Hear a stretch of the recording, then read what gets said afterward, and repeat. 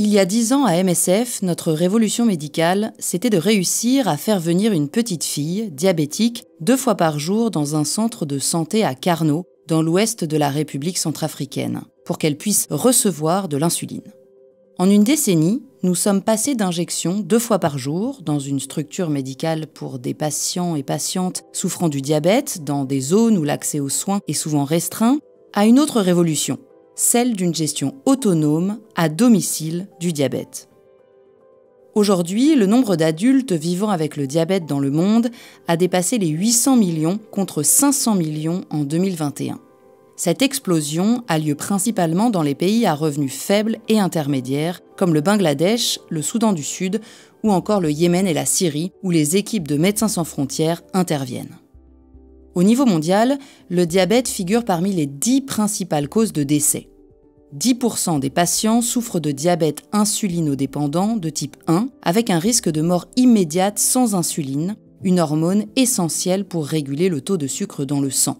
Et 90% souffrent du type 2, qui progresse plus lentement, mais engendre des complications médicales graves sur le long terme.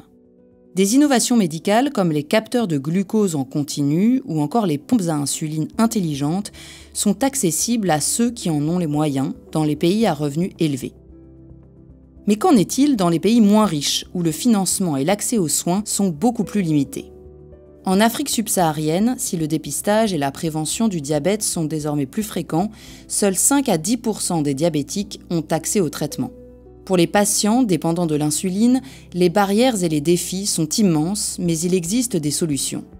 À Karno, en République centrafricaine, le modèle de soins que nous avons mis en place implique le patient lui-même et se fait à domicile. C'est une avancée majeure qui change radicalement la vie des patients vivant loin des structures de soins. Ce modèle comprend, premièrement, l'autosurveillance de la glycémie. Cela implique d'avoir accès à des glucomètres ou des capteurs de glucose en continu sous forme de patch qui sont actuellement testés dans le cadre de projets MSF au Liban. Deuxièmement, l'auto-injection d'insuline qui nécessite, quant à elle, de pouvoir maîtriser la chaîne du froid, souvent dans des zones avec peu ou pas d'électricité. Une solution simple et qui peut sauver des vies est d'utiliser des pots en argile qui permettent de maintenir l'insuline à la température requise.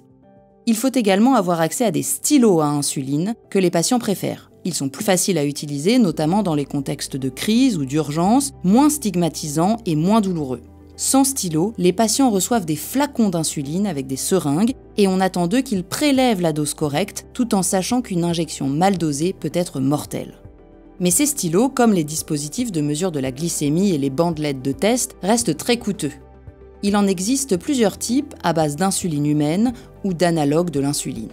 En 2024, Novo Nordisk, le principal fabricant de stylos à insuline humaine, a annoncé qu'il allait cesser la production de ce médicament vital afin de se concentrer sur un médicament très rentable destiné au traitement du diabète de type 2 et à la perte de poids chez les personnes souffrant d'obésité. Les flacons et les seringues, plus encombrants, ou les stylos à insuline analogue, plus coûteux, seront alors les seules options thérapeutiques disponibles pour les personnes atteintes de diabète. Lorsque l'insuline a été découverte il y a plus de 100 ans, les scientifiques ont vendu le premier brevet pour $1.